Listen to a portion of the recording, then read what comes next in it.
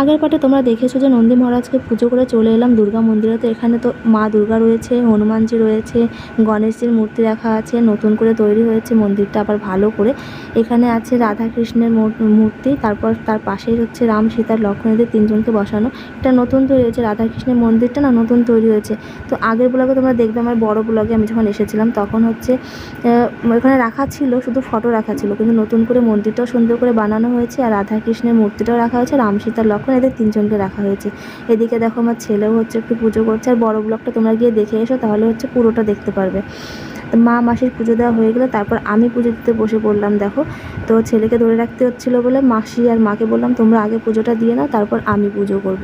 তো এদিকে দেখো আমার ছেলে আবার একটু এসে আমার সঙ্গে একটু পুজো করছিল, একটু দেখছিল। আর তারপর হচ্ছে এইদিকেও পুজো দিয়ে দিলাম। তো পুজো দেওয়া হয়ে গেলে নারকেল ভেঙে মা দুর্গাকে দিয়ে চলে এলাম বাড়িতে। তো আজকের মতো এটুকুই, দেখাবে নেক্সট।